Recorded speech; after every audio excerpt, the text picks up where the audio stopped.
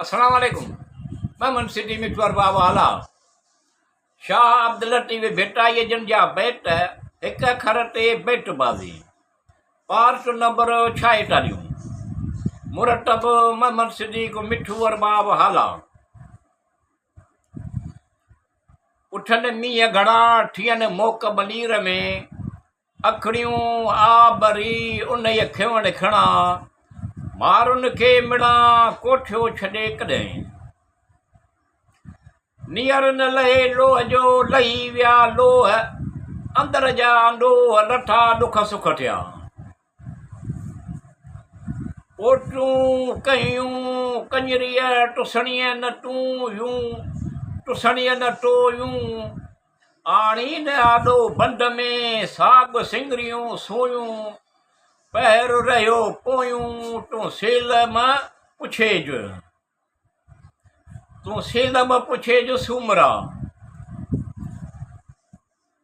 ओठी लख लख अचनि ॻोठी अचे कोन को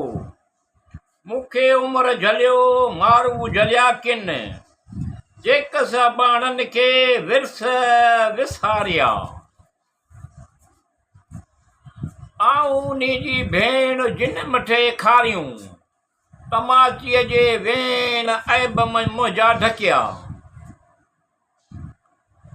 अलफ अला मीम मुहम्मद सल्लल्लाहु अलैहि वसल्लम ऐन अली अलैहिस्सलाम कर जाना अर्शियां लठा चार किताबां पढ़िया मुसलमाना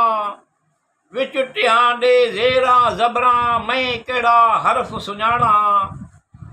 पर कलम रबानी लिखिया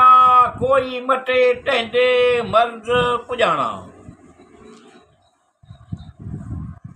आगे कयो अगहीं निसोरोई नूर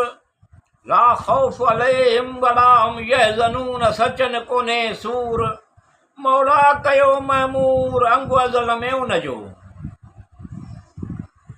विया मोर मरी हंज न रहियो हिकिड़ो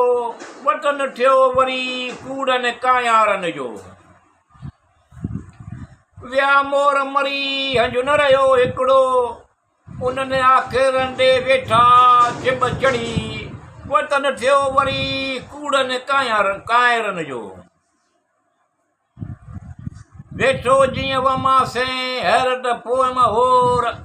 ऊनू जियां छो वे घिड़े टिहाई घोर ॾिनियूं हॾ मॾोर घोरियो कप कसन जो वण उॾामी हंजड़ा सुर हो सर सटे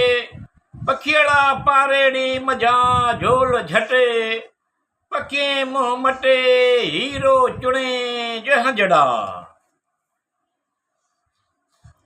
अंदर बाट ॿाहिरि न आवे ॿाहिरि बाट जोखा आड़े ॾे मस कलम मैं तूं न सूर सजण ढे लिखां जे मैनू होवे ख़बर केच कशाली ॾेट नींहं लावण न सिखां नो नऊ नेट नीअर लही लोह वींदा मैला मारवणनि सां ठरनि में थींदा अॼु के सभा ईंदा ओठी अबाणे पार जा हिकु दिन मन चाट गयो ओट चलियो आकाश वहन कट तां ख़ाली पढ़ियो हर हर साधन पास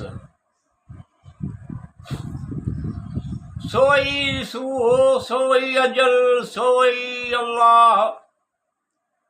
सोई सो हू सो अजल सो अल्लाह सो सिकरी सो पसा सो वेरी सो वाहिरू वीह जिनी जे वाट में अञा से आहिनि उनजो कलम कूड़ो न थिए जे वाटा वराइनि ॾुख आहिनि डंग से जेके चुंडी चखाइनि काणाटनि खुटनि सी के अंधा टकाइनि